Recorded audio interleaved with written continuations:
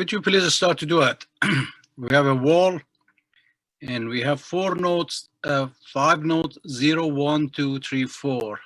Could you write, please, the energy balance equation for node right and left? Can you see the screen now? Yes. Excellent, thank you.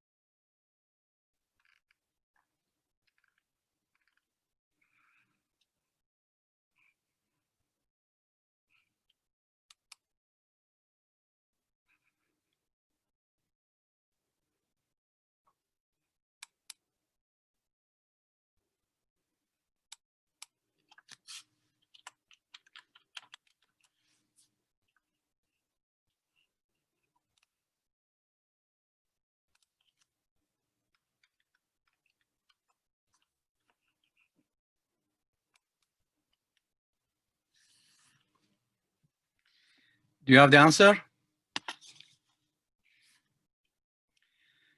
Therefore, if you will write it down for, let's say Q0 here at node 0, as I mentioned that we assume the distance between node 0 and 1 is delta x. Therefore, we try to draw the boundary condition between 0 and 1. We're trying to separate. Therefore, this delta x over 2 belong to zone number 0. In this case, we have some conduction from node 1 to 0. We had some heat flux coming from outside to here, and therefore that's also there is some heat generation inside the wall. Therefore, we can write the equation, and the equation become like this. Therefore, you have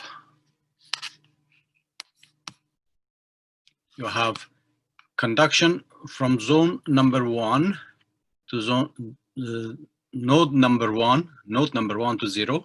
That's represented by here. As you notice, I wrote it in explicit form, okay? Just for a practice, okay? Plus, we have some energy comes to outside. There is some flux, could be solar energy. And the area is A, therefore that's amount of total energy comes to this side. Plus, some energy generated in this control volume that we have, delta x over 2. Therefore, this is per unit of volume. We multiply by the volume. This times this give you the volume of this slab that we have here, and is equal to amount of the energy has been stored in the system, in the positive or negative term. Okay, this could be future time, temperature, and here this time. Therefore, this is we wrote as notice is I, and here this is in explicit form. If you would like to write it in implicit, this has to be I plus 1. This is constant, doesn't matter, I plus 1, and so on, okay? Could you write it down for the right part here, please? For the right part here.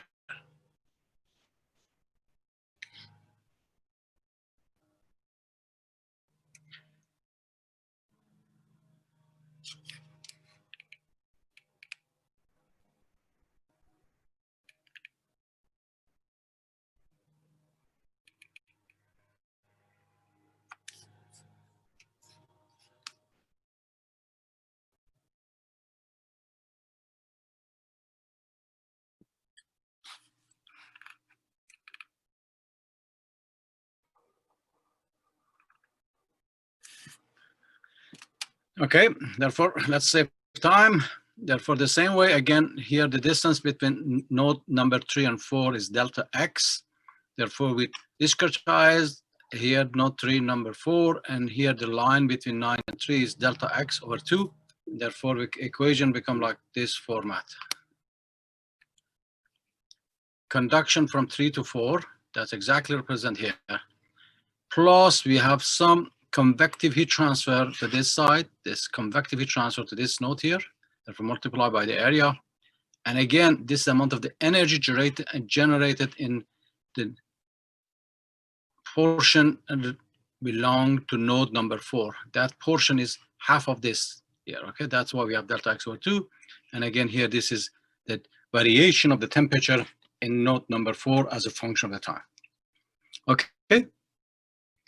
Now, we finished chapter 5, and therefore, please practice it. And next lecture, I will do 1-2 problem from multi-dimension, because so far, all the problem we did, it was one dimension, x direction. But as I mentioned, in some cases, we are dealing with 2-dimensional. Therefore, we are going to do 1 or 2 problems to at least to expose you to that area. Please start to read. We chapter 2, 3, 4, 5. And do you have any question about the project?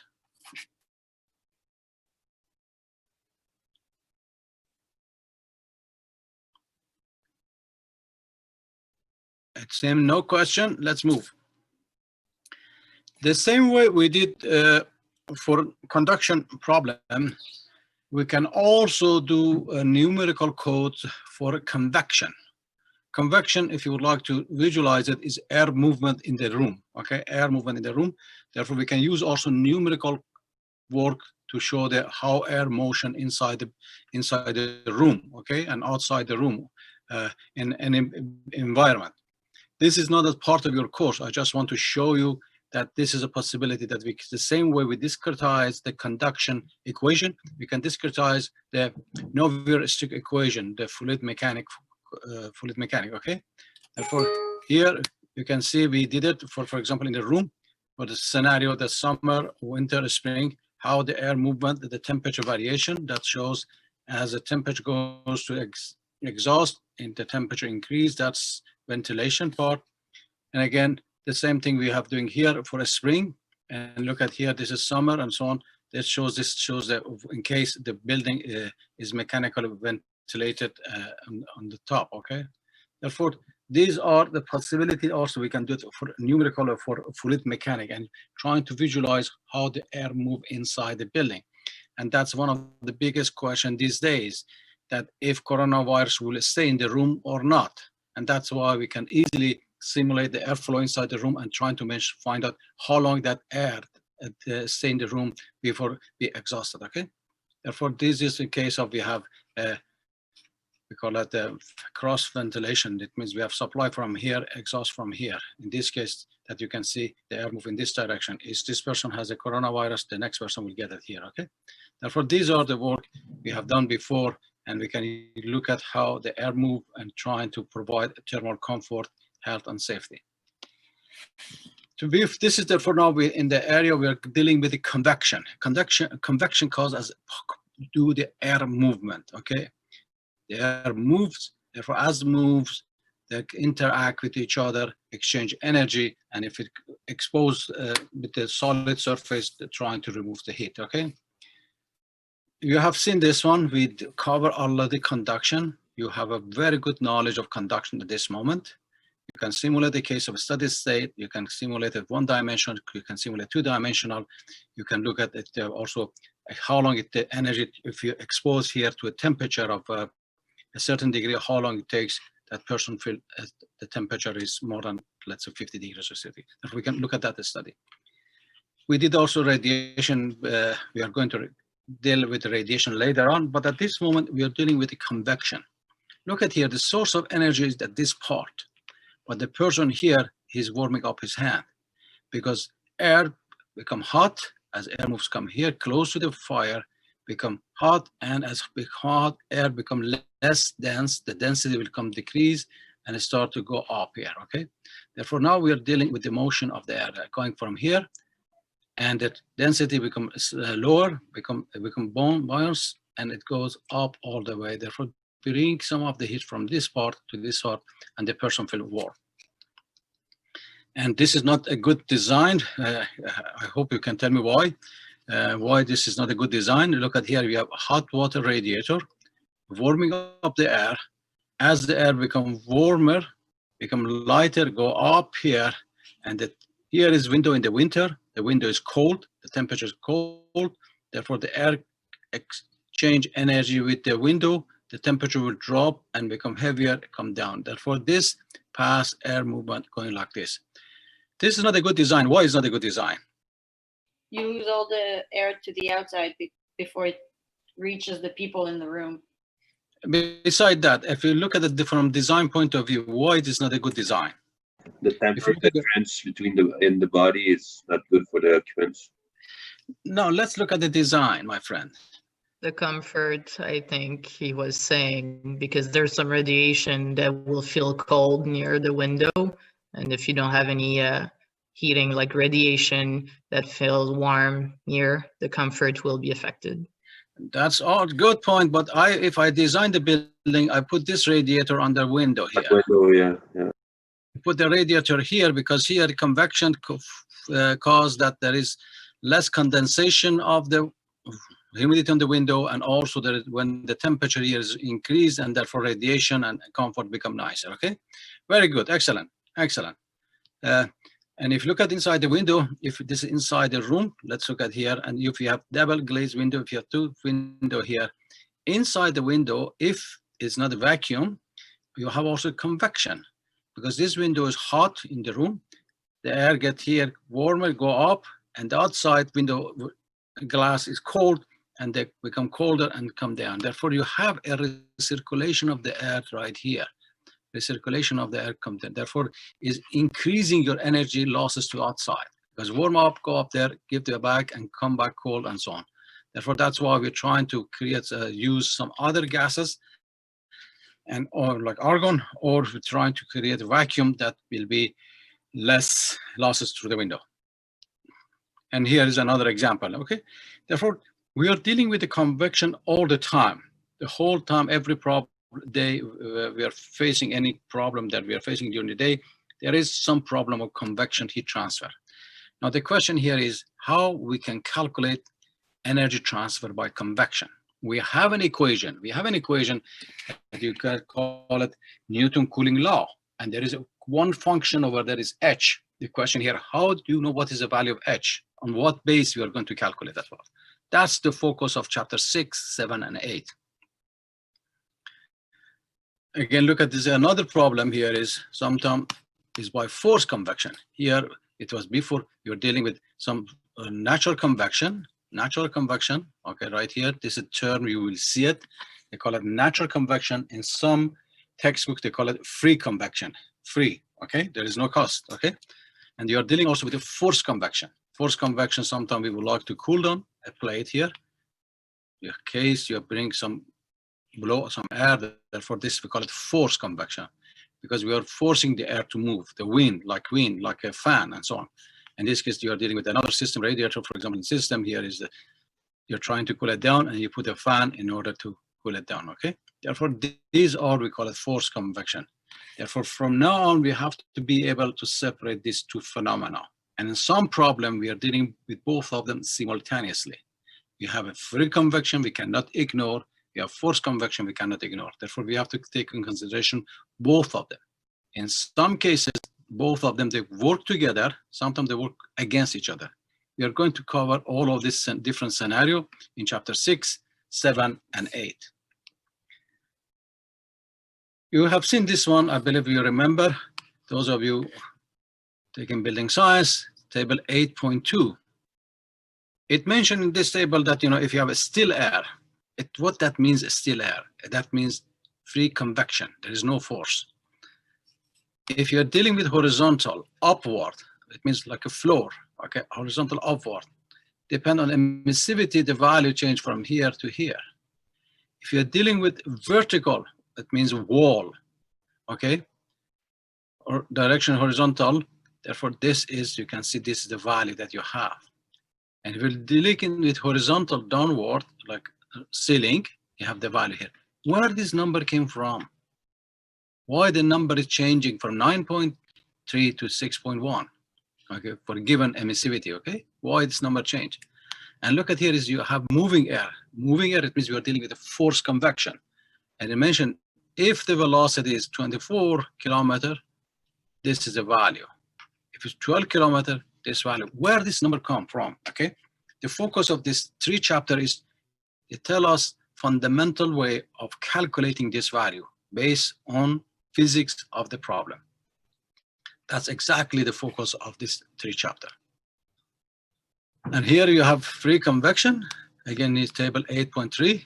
You mentioned natural convection, free convection. Again, this come from your textbook and gave you some suggestion. Here's some suggestion. Free convection here, forced convection here. If you look at here, for example, it's a natural convection or free convection for vertical plate, a lot of condition, a small plate, laminar flow, your heat transfer coefficient is a function of the temperature difference and length. And look at the power, it's 0.245, 0.25. Where did this number come from? 1.42, where does this number come from? If you look at here, when it goes horizontal plate, again, it mentioned upward, like a floor, a small plate, laminar, I do not know where they can find if it's laminar turbulent. And again, the number change here is this become here and this number. And if it's large, and this become 1.5 to point here. Look at here, from 0.25 we to there. Again, we are going to cover all of the case. But again, for forced convection, it mentioned velocity between 5 and 35. You can use approximately this equation. The power here, 0.8 velocity. If it's less than that, it has velocity 1. Now we are going, again, the whole idea of this 3 chapter here is to tell us where those equations came from. And these are simplified equation, okay? Probably then we can find out a way to calculate for any different scenario. Any questions so far, please? Okay. The objective of this chapter, again, it mentioned when we finish, okay? Not now. When we finish this chapter, we should be able to understand the physical mechanism of convection and its classification. What is the physics behind it? First, we have to understand the physics of the problem, then put the equation and trying to solve the problem. That's the way it works. We have to understand the physics of the problem, what exactly the physical phenomena are taking place. Then we try to visualize the development of velocity and thermal boundary layer flowing over a surface, okay? Therefore, again, in order to understand the physics of it, we're trying to visualize the phenomena to see exactly, for example, in case of air velocity over a flat plate, how it behaves, okay? Again, gain a working knowledge of dimensionless number. Okay, dimensionless number is a key because it doesn't matter to the value, the quantity, value of the number, okay? It's trying to find a way to classify them and based on that one be able to find a solution for this one. For example, we have a Reynolds number, and you know better than me what that Reynolds number means. Therefore, I mentioned if it's laminar or turbulent. Again, what is the meaning of Reynolds number? Is ratio of 2 forces, okay? We end up with a new number, Prandtl number. Again, here is trying to find what is represent. This represent what type of flow we have. Are we at laminar or we're dealing with turbulence phenomena? Here we have another number we're trying to find out. And again, we're trying to find another number, Nusselt number. Therefore, here we're trying to identify a certain number of dimensionless number and be able to classify the problem that we are trying to solve. And then distinguish between laminar and turbulent flow and gain an understanding of the mechanism of momentum and heat transfer in fluid, okay? Yeah, that's part. Derive the differential equation, okay? again, the idea here, first we're trying to understand the physics of the problem, and based on understanding the physics of the problem, trying to come up with a set of equation to be able to explain that physical phenomena. And that we will end up with differential equation because, again, simply because we're trying to write an energy balance or a momentum balance for a control volume. And then we mentioned the dimension goes to 0, that will end up become a differential equation. And we try to solve this the same way we did it for conduction. We try to solve for a very simplified case, okay? Because when you're trying to deal with the turbulent flow, the velocity is unknown, is stochastic. It means it change, okay? Therefore, that's only we're trying to do that for laminar flow because we can define what is the velocity in laminar flow.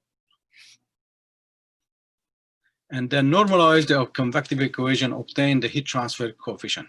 And then we try and, based on that one for simplified case, then we're trying to find a way to define the H value of the convective heat transfer. And that will be done using Nusselt number, Prandtl number, and so on, okay? Therefore, please pay attention because it's a new subject that we are going to it, and I strongly recommend read chapter 5 because it gives you, expose you to the whole concept of the convective heat transfer, okay?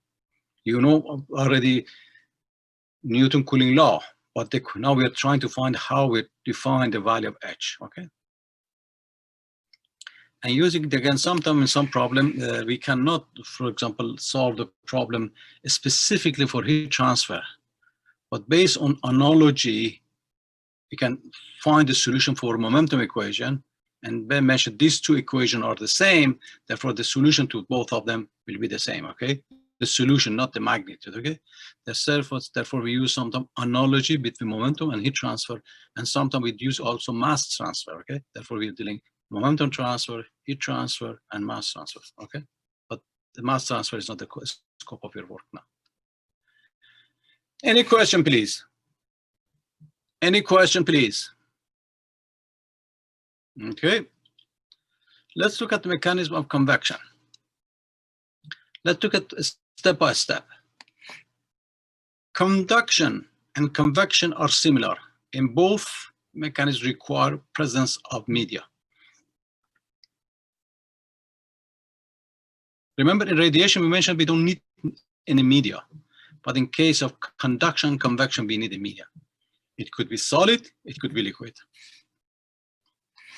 Both, they are different in the convection requires a presence of fluid. It means movement, okay? Therefore, in conduction, yes, we can have, but again, we are going back later on to find out what is the order of magnitude. But in order to have a convection, you need the fluid to move. That could be based on buoyancy phenomena, it could be force phenomena, okay? Heat transfer through a liquid, a gas can be a conduction or convection. That depending on the presence of any fluid motion. If you have a glass of water, the same temperature, and there is no temperature difference, the heat transfer is only by conduction, okay? But if you have a phenomena that the temperature is high, the temperature variation is high, therefore the fluid moves, even you cannot see it, because of buoyancy phenomena, it's moving, therefore that's a hard. Therefore, in some cases, what we are solving, we are considering both phenomena simultaneously, conduction and convection. But in some, again, we can evaluate the order of magnitude of convection to conduction. If the convection is much, much higher, you can ignore the conduction, okay? The fluid motion enhances heat transfer since it brings warmer and cooler chunk of fluid into contact, initially a higher rate of conduction at a greater number of sides in the fluid. Therefore, as the fluid moves, again, depend on the top of the flow we have, it brings some new bulk of fluid closer to the surface of the material, and that creates an exposure for heat transfer between solid material and the fluid, okay? Again, depend if you're talking about the laminar flow or turbulent flow, okay? You are going to see in each of them and trying to explain one by one.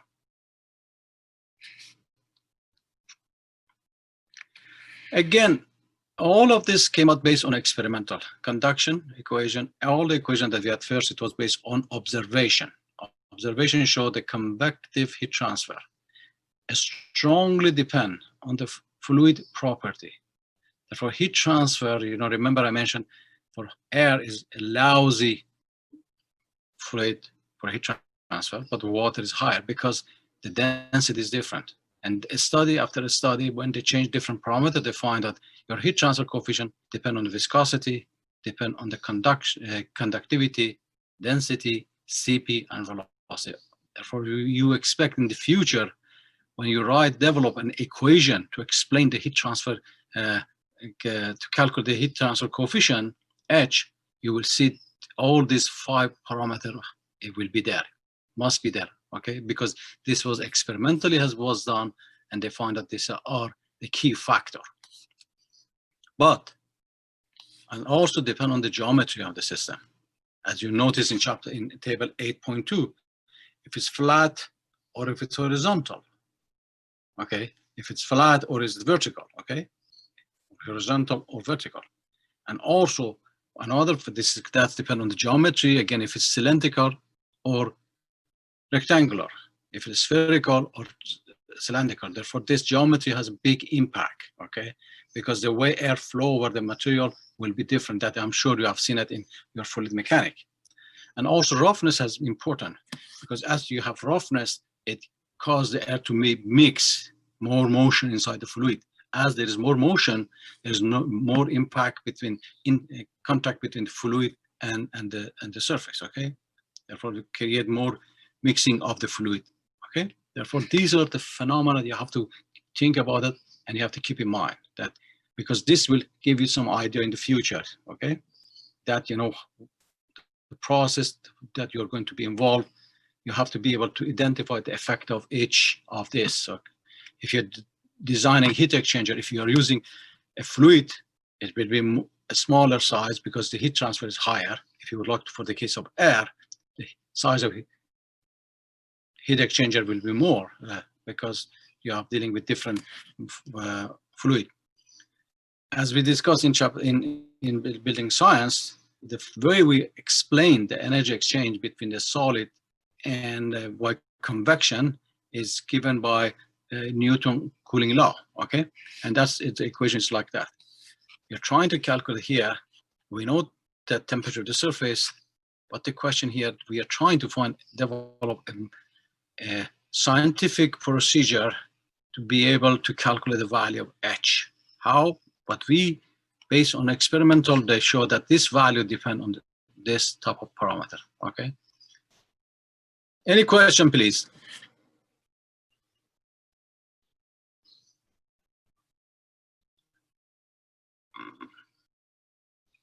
Okay. If I'm going fast, yes, dear.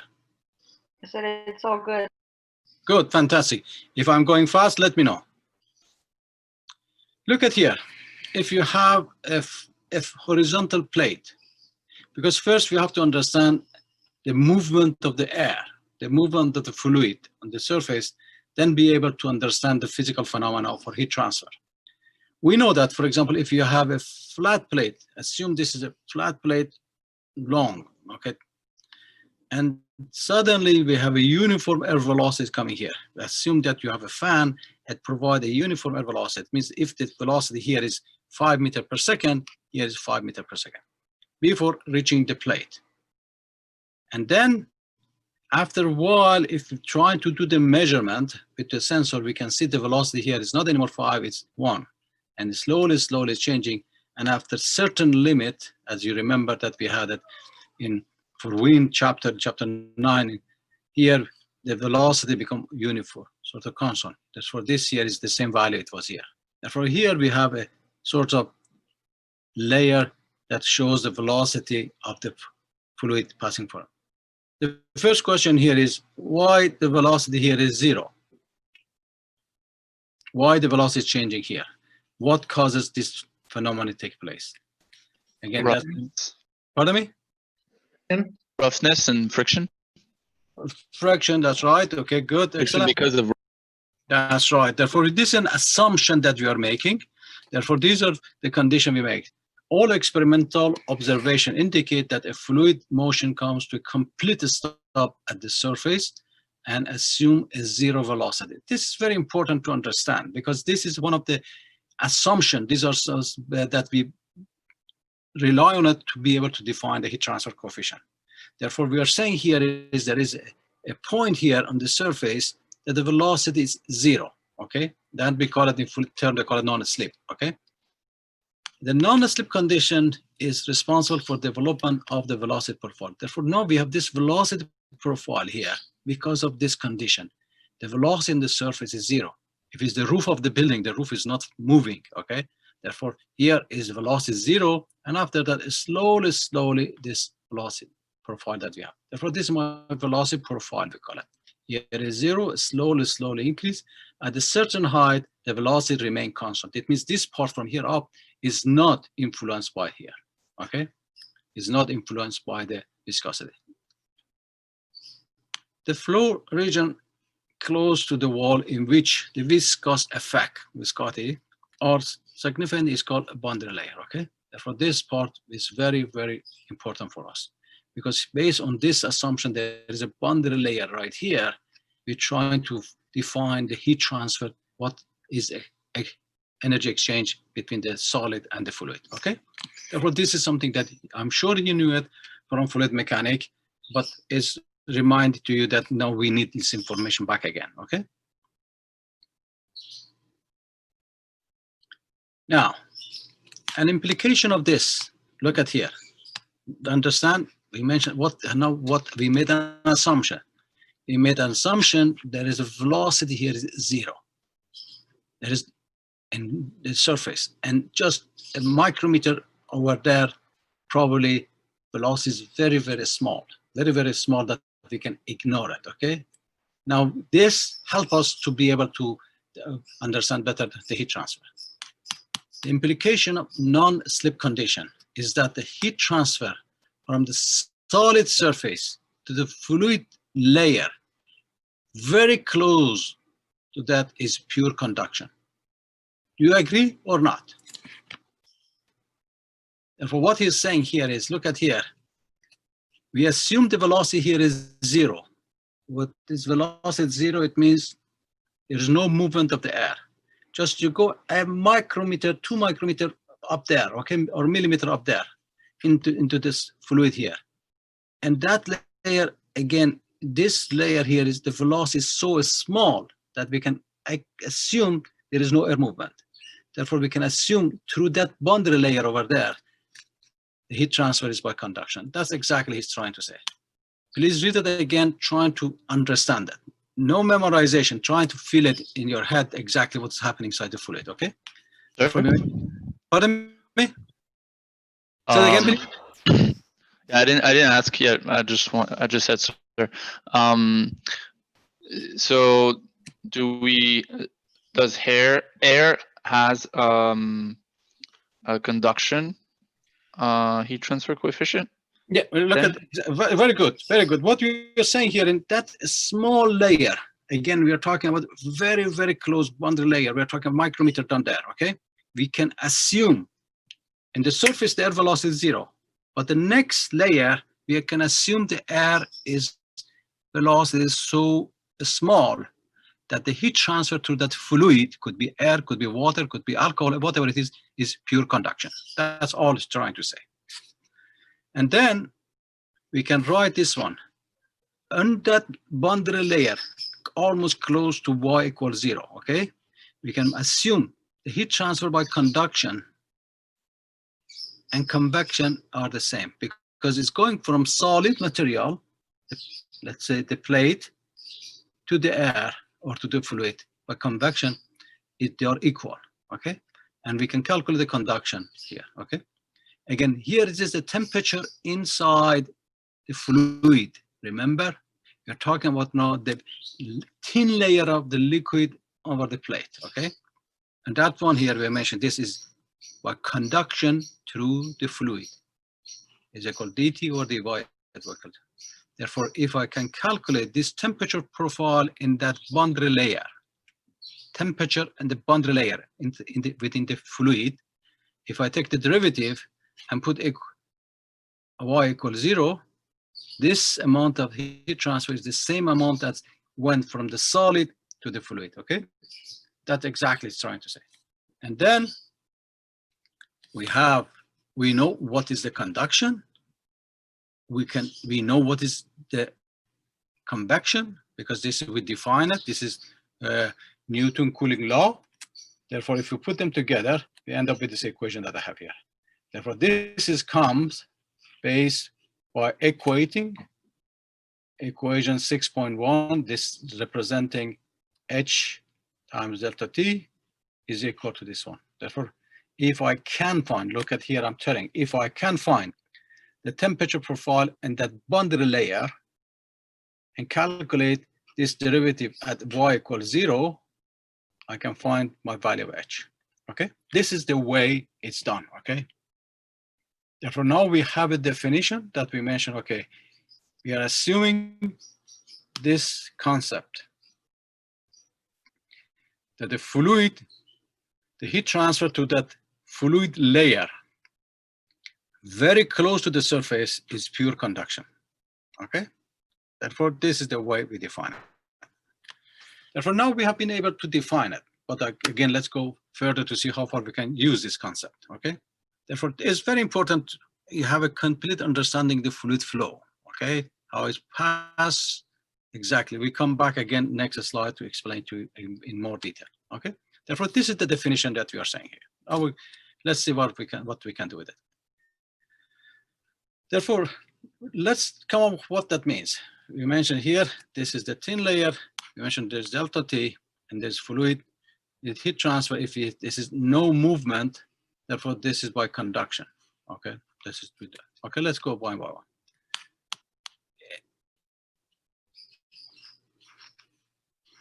Look, read this one. The same way we have been able, if you remember fluid mechanics, we had something called friction coefficient.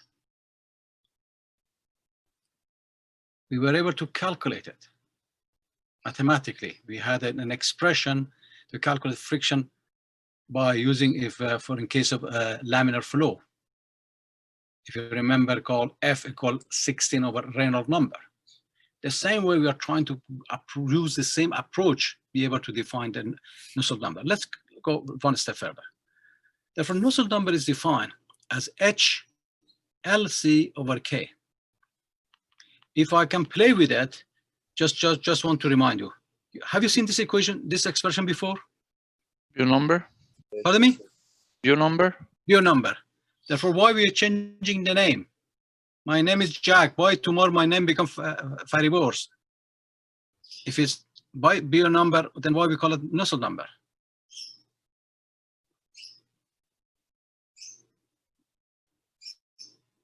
What is the difference? It's not convection, it's conduction for the other one. But, you're correct, but here is the conductivity of the fluid. It's much smaller.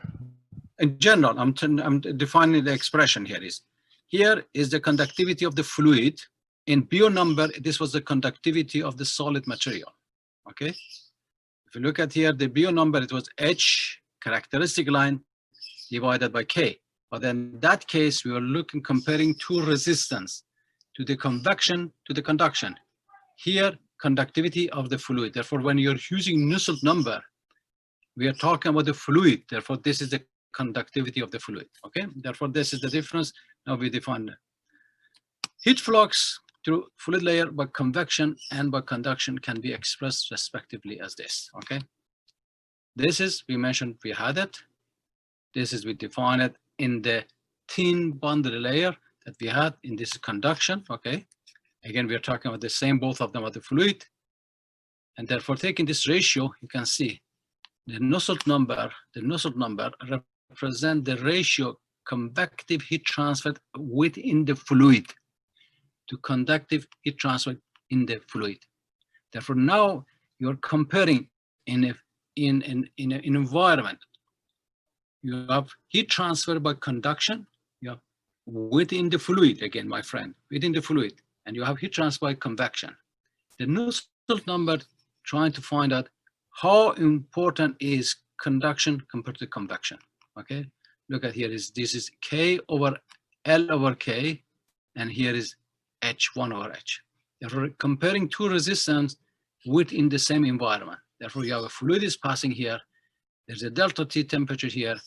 You have some conduction going to this direction and also some convection. It's trying to compare these two heat transfer by conduction and convection and tell you how important it is. Therefore, Nusselt number, it is a number, but again, it's explaining a physical phenomena. Inside in an environment, we're trying to compare which one is important, conduction or convection. Therefore, please read this statement and just trying to understand, not memorize it.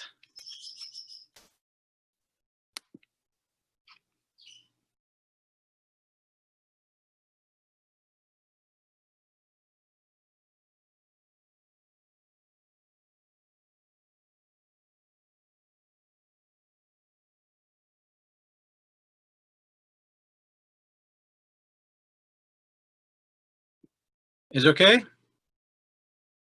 Therefore, now, Is it like Nusselt number is smaller, always smaller than 1, or is there a boundary condition? Well, not boundary condition, but like, there is no boundary condition. You have a physical phenomena. And the question here is there is an involvement between a fluid motion and a solid, okay? And the question you're trying to solve this problem, the first question you ask yourself, is it a conduction problem or a convection? Therefore, the first thing you measure here, H over K over L. H is by convection, K over L is by conduction. Now, if it's pure conduction, it means your value of your H is the same as K over L. It means it's pure conduction. The Nusselt number is equal 1. Therefore, the lower number that you can get, is 1. Nusselt number cannot be less than 1. Therefore, it means the process of heat transfer is by pure conduction. Okay? Therefore, this is a lower boundary that shows K, you have H, convective heat transfer here, convective heat transfer, look at here, and conduction, or convective here. Therefore, Nusselt number 1 is become, it means you have no convection and only heat transfer is by conduction, okay? Therefore, the lower value that you have is 1.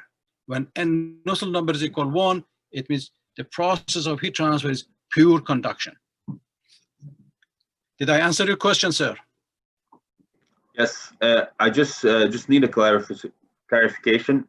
You mean it never can be lower than 1, but I don't understand why H will why K couldn't be the heat transfer by conduction. I don't understand why it couldn't be higher than the heat transfer by convection. It's the question here. Look at here. You have two glasses. The air between this one, there is an air between two glasses. Therefore, in this case, in the window, you have the heat transfer by conduction and convection. But now the question here, which one is dominating? If the air does not move and the velocity is very low, is only by conduction, molecular hitting each other. But if the temperature difference is very high, the warm air go up and cold air come down. Therefore, you have movement. Therefore, the heat transfer H could be, the Nusselt number could be 200, could be 2000, could be 5000. In that case, it means the amount of the heat transfer by convection is 5,000 times more than conduction. The lowest value that you can have is by conduction.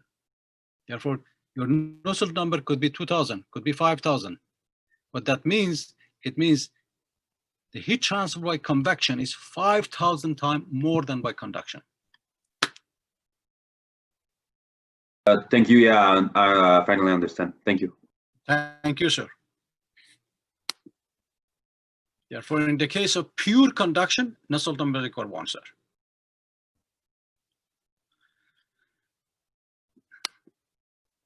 Again, these are fluid mechanic. Probably you have more qualification to discuss about it than me. When we classify fluid with viscous, inviscous, internal, external, compressible, incompressible, laminar, turbulent, natural, force, steady state, unsteady state, one dimensional, two dimensional here. Therefore, when you read the textbook, you will come up with this type of terminology, because we can have a flow inside the pipe and we can have flow over the pipe. Okay. Therefore, that's the scenario that we are dealing. Okay. Could be laminar, could be turbulent, with compressible or incompressible. Therefore, these are the type of flow we may dealing. Okay. Therefore, we have to keep in mind all of this terminology. Look at this scenario that we have. Okay. You have a flat plate. The air is coming here. I'm trying to just again give you some information, the assumption that we made. Okay. We assume we have a flat here. Just let me go back to fluid mechanic. You remember when we were discussing about Reynolds number? We mentioned Reynolds number for a case of flow inside the pipe. I believe the upper limit, the lower limit, it was 2,100. If it's less than 2,100, it's laminar. Am I correct? Yes. Okay. And that we assume that's true along the pipe, from beginning of the pipe all the way to end of the pipe. Its flow is laminar. That was okay. And there is a reason for it. We come back to that part. But in the case when airflow is over a flat plate, the flow will change. We have a laminar boundary layer here, because here is flow coming here slowly, and the boundary here is forming up. Therefore, there is a certain length. This length from here to here, we can assume the flow is laminar. There is not much mixing phenomena. And then after that length become transition. And after that become turbulent. Look at here, there's a lot of mixing phenomena is taking place here. This is turbulent. There is no mixing phenomena taking place here as laminar. Therefore, we expect that the case flow over a flat plate is different from inside the pipe. Therefore, now we have the boundary layer is here and the velocity profile is growing here. And after that part is become almost constant. Okay. Now in this layer, we have a number of different layers that we have. We have viscous layer. Look at here, is this very low down. Then they have buffer layer and they have this layer. Okay. Now let's go back here. Because of none, again, that assumption we made, they tell us the velocity here on this plate here, y equals 0 is equal 0. Okay, this is the assumption we make. Then we mentioned the presence of the flat plate is felt at up to delta. Therefore, this delta is the thickness of this boundary layer. Okay, therefore, as you can see, this thickness is slowly growing to become this one. This is your delta here that we have. This is the thickness of the boundary layer, okay? Therefore, this change, because the flow is changing, here is still is controllable, is laminar flow, slowly, fluid is slow to move, and here there are too much mixing phenomena, turbulence phenomena, and that's become here. This is to call it thickness of the boundary layer. Therefore, this is here. And after that means above this line here, the velocities remain here.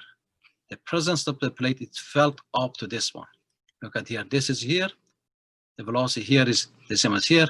But when we go up here, this thickness becomes thicker. Therefore, from here up there is undisturbed.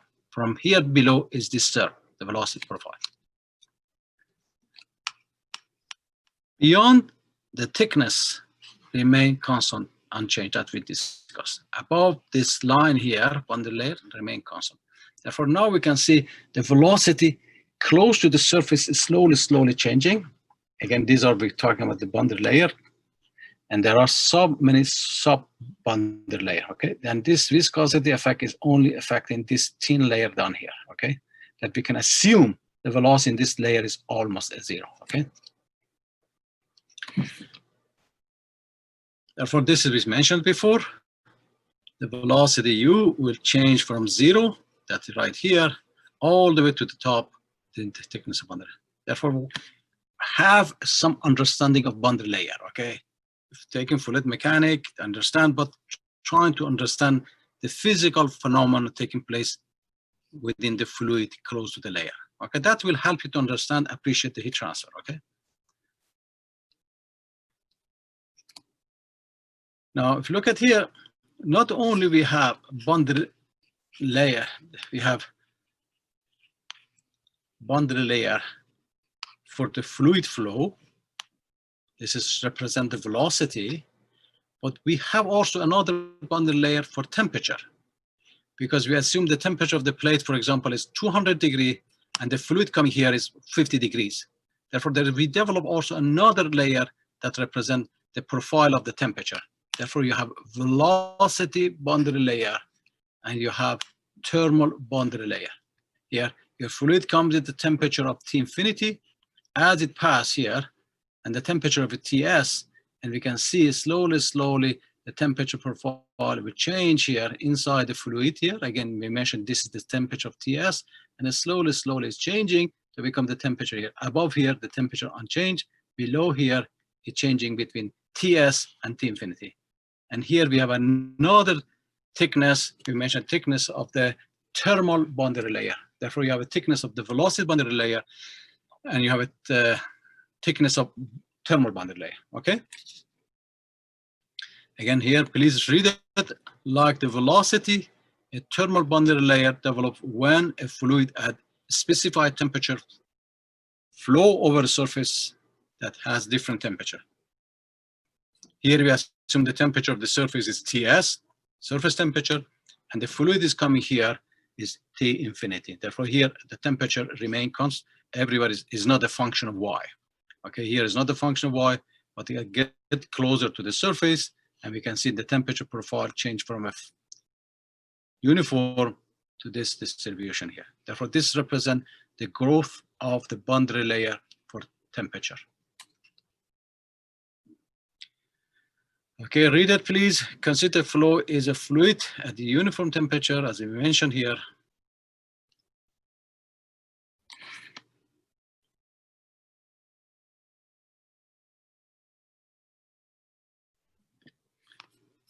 Look at here, the fluid particle in layer close to the surface assume the temperature here. We assume, again, look at here, we mentioned assume, because we mentioned this, the boundary layer here, and that very close. Again, remember, you're close to that layer, very layer, not the temperature here, no, very close to this one, we can assume the TS, okay?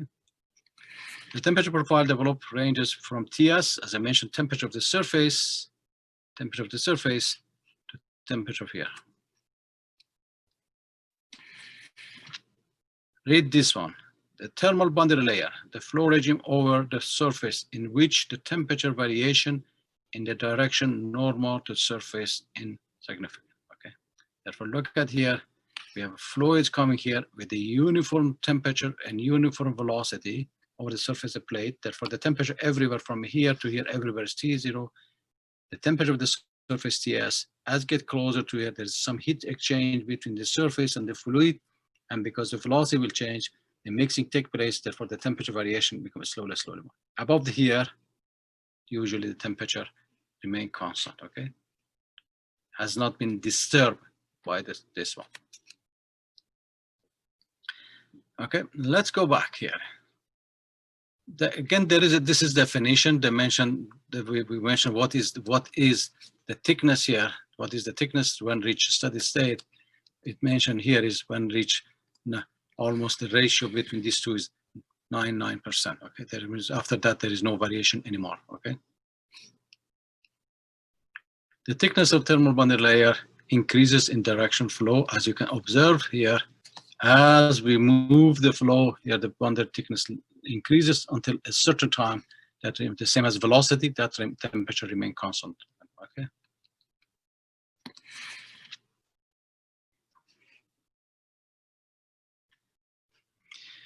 Now we move along the plate from the x equals 0 to the x equal L. Therefore, the heat transfer always is a function of that point. The temperature of that plate at that point to temperature of the fluid at that point, okay? Look at here, the convection heat transfer rate anywhere along the surface directly related to the temperature difference at that location, okay? Therefore, you expect the fluid is warming up, therefore the temperature difference will change. Therefore, we have to keep in mind that the heat transfer at every point, the temperature delta T will change, okay? Then somehow we have to find an average of heat transfer between inlet and outlet, okay? Therefore, please read this three statement, trying to understand. If you have any question, please do ask me.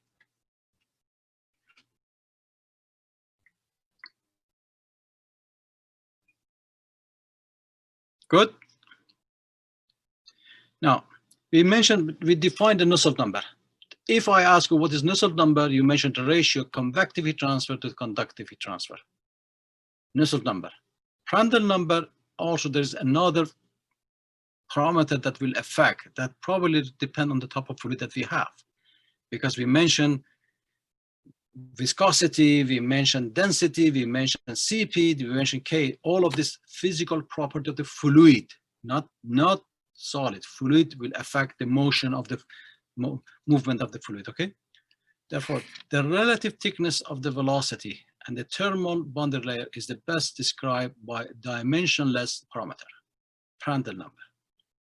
Remember, we mentioned there is a fluid move along the plate, and there's a temperature difference between the plate and the fluid.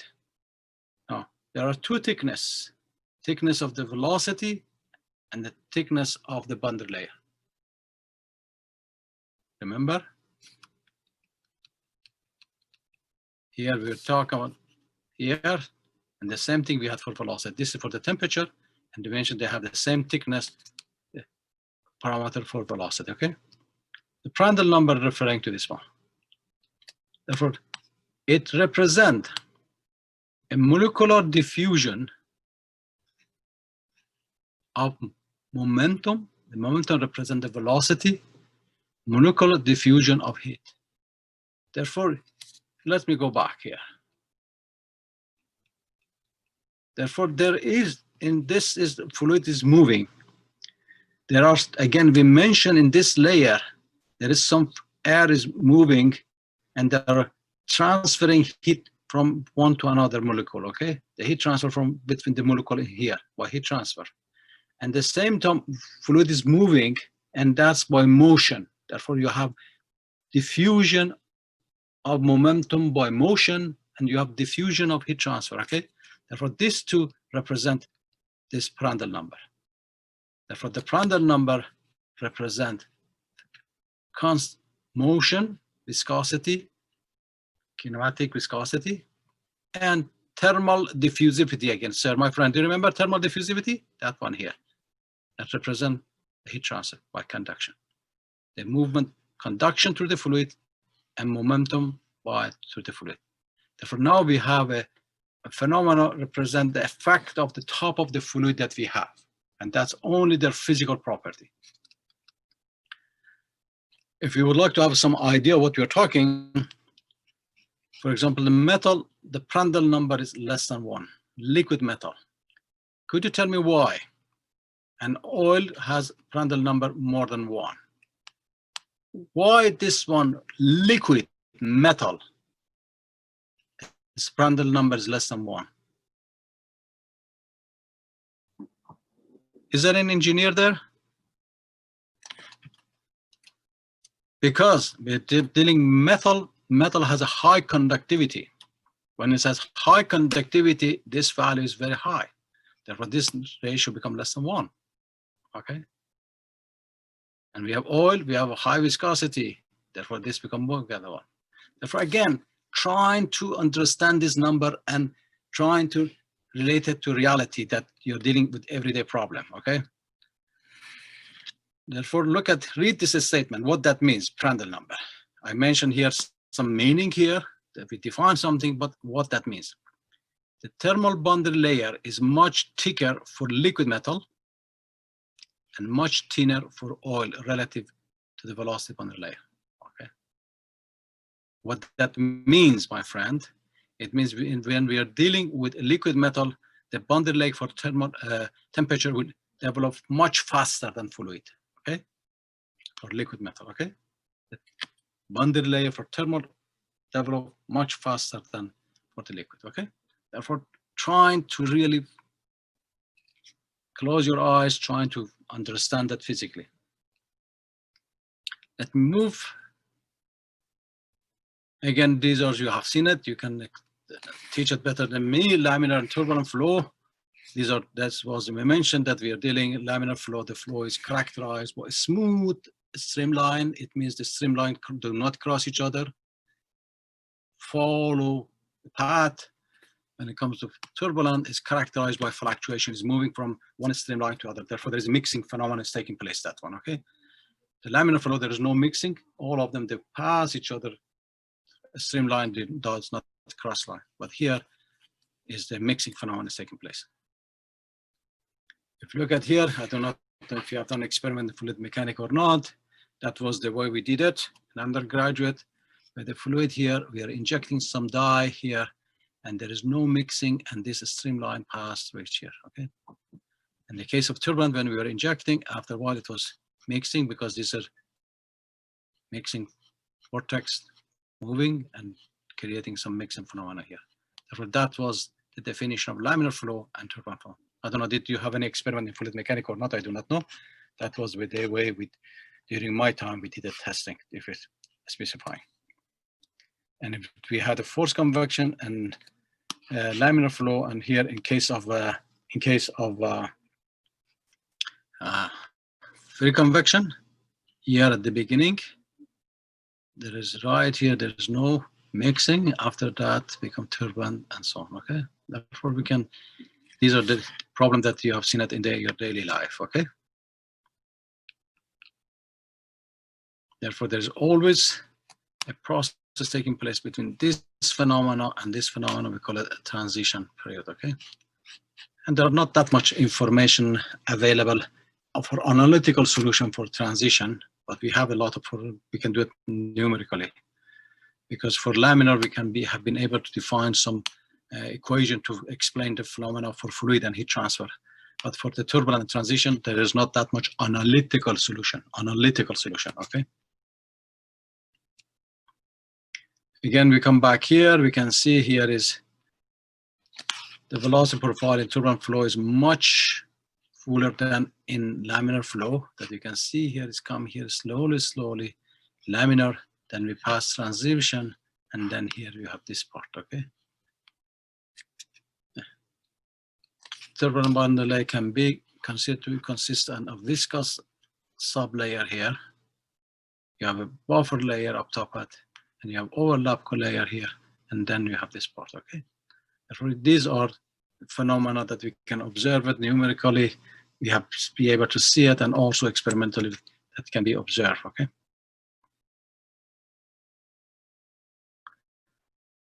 And when we're dealing with any problem in heat transfer, we always prefer, if you would like to increase the heat transfer, we always rely on turbulent because there is more mixing of phenomena, okay? And that's why it increased the movement of the heat, because this you can see there's more circulation, therefore there's more movement of the heat transfer from the solid to liquid, okay? Here, there's not that much transition, but here you can see there is more mixing, therefore there is more interaction between the molecule and the surface. And you have seen this one before, Reynolds number, they don't have to go to dependent. The transition from laminar to turbulent flow depend on the surface geometry, if it's cylindrical, if it's spherical, and we will see it later on that when we move from one type of geometry to another geometry, the heat transfer will change, okay?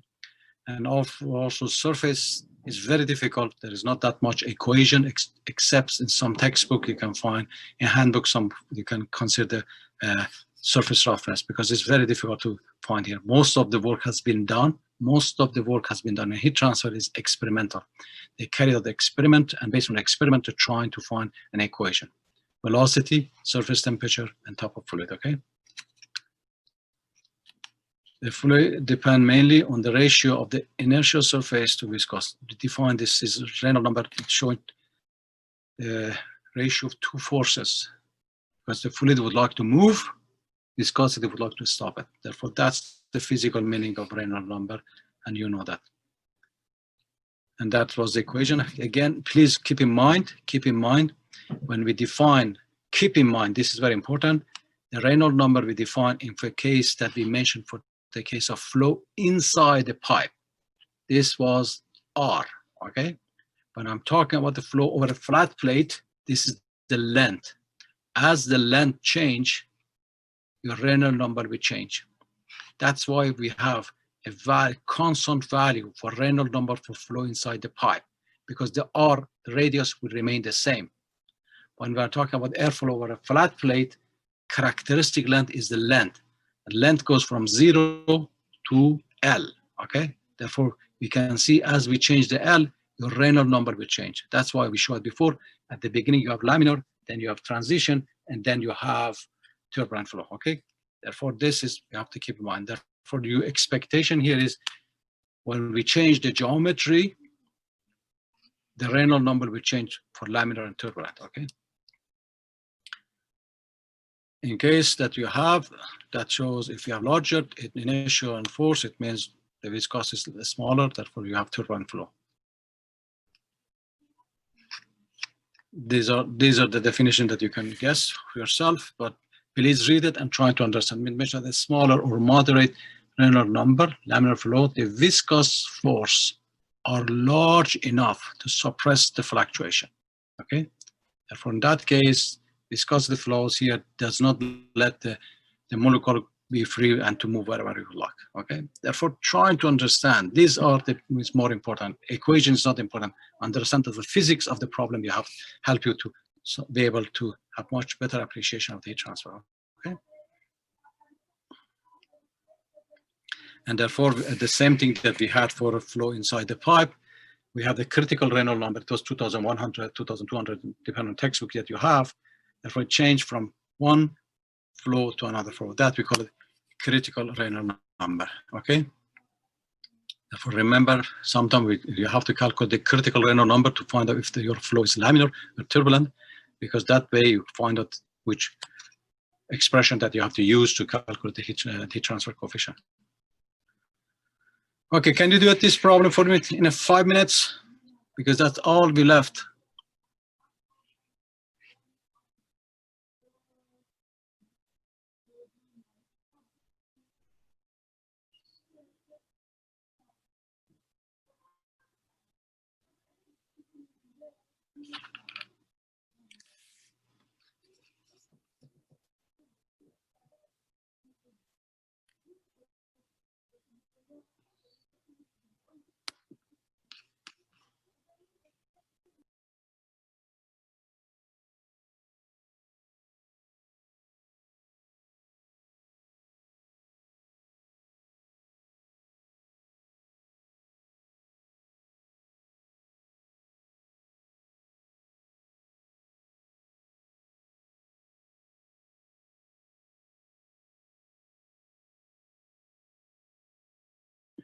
Consider air flowing over a 1 meter long flat plate at a velocity of 3 meters per second. Determine the convective heat transfer coefficient and the Nusselt number at 0.5 meter, at 0.75 meter. Evaluate the air property at 40 centigrade and 1 atmosphere. What should I do, ladies and gentlemen? Are you there or you're watching Netflix? I'm reading the problem, sir. Oh, I finish it. You have to run faster, sir. Therefore, the first thing you have to calculate, its mention is 3 meters per second. Is it laminar or is it turbulent? For Reynolds number, it was rho velocity characteristic length divided by viscosity. Therefore, the first thing that you have to open your textbook And at the end of the textbook, there is a chapter, there is a tables, and I believe it's table A9. And that A9, you can calculate the physical property of the air at 40 degrees. Okay? I don't have the textbook, therefore I have a good excuse that I cannot do that. You have to tell me. Therefore, you look at the physical property of air at 40 degrees. And you need to know the density, and you can look at the viscosity or kinematic viscosity, and also conductivity. Did you find the number? And then when you calculate those values, you need to calculate Reynolds number. He mentioned here calculate the heat transfer coefficient and the Nusselt number at 0.5 and 0.76. Why? Because of this. Because of this, my friend. Because here we do not know his point is this region, in this region, or in this region. And we mentioned probably here is laminar, probably 0.75 become turbulent, okay? Therefore, we have to find out where we are. We mentioned calculate at 0.5, 0.75. And as we mentioned before, when you calculate the Reynolds number is rho V characteristic length. Therefore, this is the point that we are trying to calculate at 0.5. And then you have to recalculate that at 0.75, okay? Therefore, here you have to do that. Now, I will stop this one here, read it and do it, and we finish it. Therefore, now we have to be able to find the information we needed from textbook and then to take calculation. But how to calculate the Nusselt number? How to calculate heat transfer coefficient? Because I can tell. Yes, sir. What table you said we have to use for this problem? I believe that at the end of textbook, you have a number of table. I believe, I do not know, is A9 or A15. One of them is belong to air. Check the table at the end, because the A15 give you the physical property of the air. Therefore, from now on, whenever you need information about the air, go to A15, A Albert 1515. Now let me continue then, because you can calculate Reynolds number, but still you do not have the expression to calculate this heat transfer coefficient. Let me go further a little bit.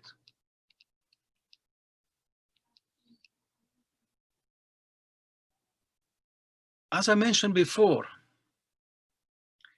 we can always solve the problem for a laminar flow because we know the value of the velocity. We mentioned the velocity. What is laminar flow? Again, let me go back here. Again, be able to understand here. Laminar flow. Therefore, we assume that this streamline is the same velocity here, the same as here, the same as here. All the velocities almost the same, okay? Therefore, that's the meaning, okay? Therefore, when we define average velocity, we can define it, the whole fluid moving with that average velocity. But when it comes to the turbulent, what is the velocity? As you can look at here, it's changing. If I measure, put a sensor here, give me one value. If I put a sensor here, one value. If I put a sensor here, one value. Therefore, changing. Therefore, when we define turbulent flow, we always define a value as a mean and a value as a fluctuation component. Therefore, when we're dealing with a turbulent flow, we have, this is the velocity, and it has average value, and now we have a turbulence component. That represents how much is fluctuation. And that's mathematically is very difficult to solve the differential equation when dealing with the fluctuation component, because your differential equation is not any more ordinary differential equation. We are dealing with a stochastic differential equation, and that's very difficult to solve, okay? There is possibility, but we have to make a certain assumption, because does not only give you the value, the mean value, but also give you the standard deviation and the other component. Therefore, in solving, let's start with the laminar flow. Again, you have seen the boundary layer, okay? The boundary layer that we're dealing here is, look at here, is represent this value here. And we did it mathematically you can calculate and find this profile of the velocity for the case of, we did it for the case of pipe. We mentioned it's parabolic because there is less fluctuation, therefore you can see this is compared to this profile of the velocity. Here represent there's more mixing between the layer, and therefore all the velocity almost having a similar velocity. Therefore this slope is not as sharp as this one. Therefore the wall shear stress and the wall heat flux are much larger in turbulent flow that you have than laminar flow. In the case of pipe, flow inside the pipe, you were able to calculate and find the velocity profile. It was parabolic. If you remember, it was U max 1 minus R over R square. Therefore, we were able to find this profile. But in the case of turbulent, because of this mixing phenomena that we have, you can see there is velocity here is on, okay? Therefore, that's something that we should keep in mind, that when understand the physical phenomena between these two processes. Now, how we are going to do it? Just I have, I believe, 1 or 2 minutes. Let me just give you an explanation, then we do it next section. Therefore, now we're trying to find exactly what happened in this boundary layer. What process taking this place? This is fluid, it's not solid, this is fluid movement. Therefore, this, we take a control volume and we try to write momentum equation and heat transfer equation and trying to learn something about the velocity and something about the heat transfer. And based on that one, we will be able to find the heat transfer coefficient. Therefore, now we are, if you have, go back to look at your fluid mechanics book, what is conservation of mass equation, what is conservation of momentum equation, and we know already what is conservation of energy.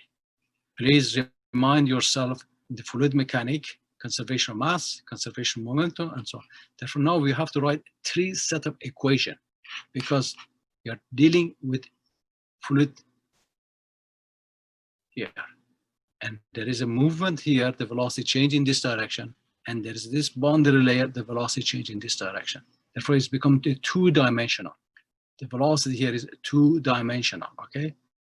As you, if you don't believe me, let's go back and look at here. Here, look at here. The velocity is changing in this direction and velocity changing in this direction. Look at this boundary layer. Therefore, next lecture, we are trying to look at this differential equation. Write this differential equation, mass, momentum, and energy. And from this tree, trying to develop a way to calculate the convective heat transfer coefficient, okay? That's, I will stop here. And if you have any question, please do ask me.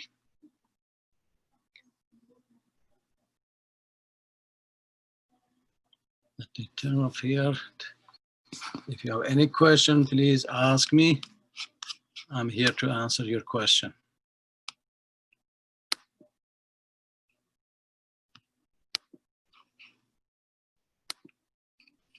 Any question, ladies and gentlemen? No, thank you. Thank you, sir.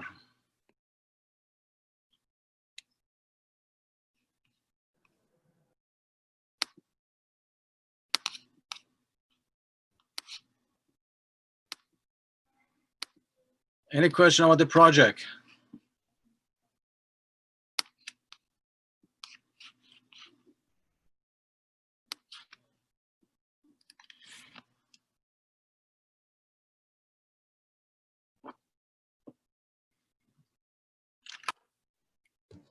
Thank you, sir. Have a great day. You too. Thank you very much. I believe you have now, I don't have today, do you have Sir, I have a question. Yes, sir. In the beginning of the class, you showed like a program, like something like, how do I say it? And the thermal energy analysis, some kind of program. This is we develop ourselves, sir. This is you're talking. Let me just come back to here. Yeah, I just wanted to know like the name of the software used or something like that, if it's possible. This was I mean the software it's we are dealing with here is This was a part of one of my PhD student, but there are some software, we call it computational fluid dynamic. One of them is, I forgot, I can tell it, I can let you know next time. But this is the one that was our student, they did it for Public Work of Canada, because they were trying to, because most of the office in the government are using a partition. And the question was, do they get enough fresh air or not?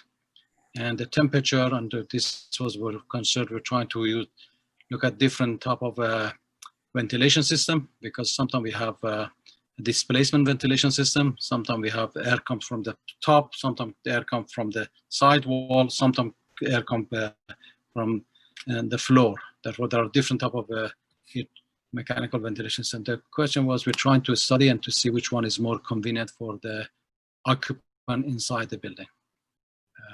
This was done almost 10, 15 years ago. She graduated and now she's working for Government of Canada. If you need, I can get, there are some programs that is solve this type of problem. Okay, you have to define the problem, but they only solve the differential equation. But first you have to explain to them what problem that you're trying to solve, give you the boundary condition, give you everything, and then they solve that Navier-Stokes equation to look at the flow and heat transfer. Okay, thank you, sir.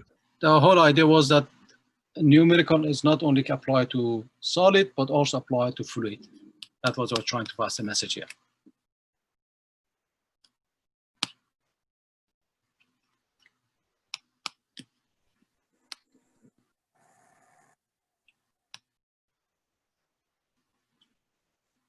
Any other question? Ladies and gentlemen, wake up.